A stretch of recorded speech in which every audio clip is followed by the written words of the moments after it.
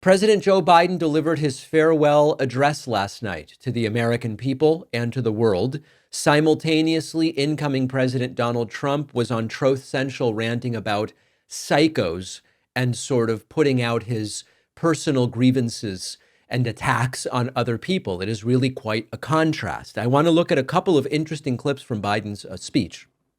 In the first, Biden calls for a number of specific reforms. Let's take a listen to that. We need to get dark money. That's that hidden funding behind too many campaigns contributions. We need to get it out of our politics. We need to enact an 18-year time and term for the strongest ethics and the strongest ethics reforms for our Supreme Court. We need to ban members of Congress from trading stock while they're in the Congress.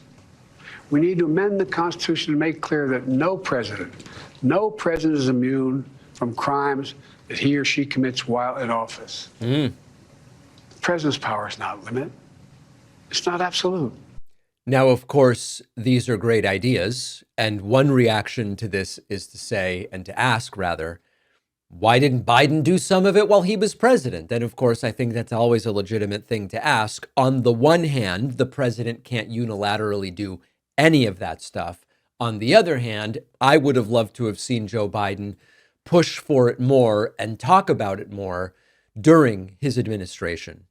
Joe Biden making it clear he wants Trump and his administration to succeed.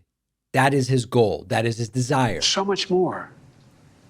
I'm so proud of how much we've accomplished together for the American people.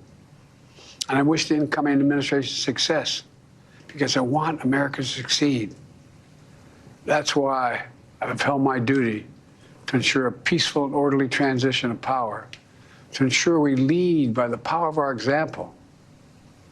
I have no doubt that America is in a position to continue to succeed. This is, of course, something Trump would never say. It's something Trump would never feel. Trump has been hoping that economic numbers will tank in these last few months of Biden's administration to give Trump a better starting point from which his record will begin. But I share Joe Biden's wish on this. I want Trump to succeed. I don't want unemployment to go up. I don't want the stock market to crash and inflation to go back up. It just so happens that if Trump executes on his economic plan, it's all going to be in the wrong direction. We know that from history and how we know these economic policies that Trump is suggesting impact the country. But my hope and my desire is that the country is more respected than ever under Trump, that it is more prosperous than ever. I hope all of those things happen. On January 20th, there will be a transition from Biden to Trump.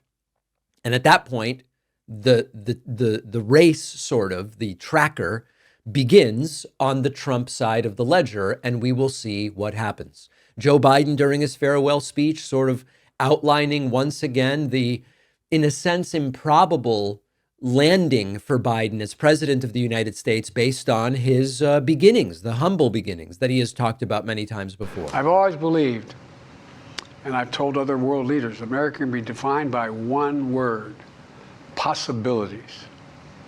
Only in America do we believe anything is possible. Like a kid with a stutter from modest beginnings in Scranton, Pennsylvania, and Claremont, Delaware, sitting behind this desk in the Oval Office as President of the United States. That's the magic of America. It's all around us. Upstairs in the residence of the White House, I've walked by a painting of the Statue of Liberty I don't know how many times. In the painting, there's several workers climbing on the outstretched arm of the statue that holds the torch. It reminds me every day I pass it of the story and soul of our nation and the power of the American people. I've always believed. Joe Biden finally saying farewell and saying it's been a long 50 years of public service, and his final words to the American people before Trump becomes president on Monday. After 50 years of public service, I give you my word. I still believe in the idea for which this nation stands. A nation where the strength of our institutions and the character of our people matter and must endure. Now it's your turn to stand guard. May you all be the keeper of the flame. May you keep the faith. I love America. You love it too. God bless you all. May God protect our troops. Thank you for this great honor. And there it is, President Joe Biden signing off 4 years that will be known primarily for domestic policy and achievements, positionally as a sort of intervening term between two Trump terms, the second of which we don't yet know what it will bring. Certainly reasonable fears that this second Trump term will be a dark era. I hope that it is not. I hope that I am wrong.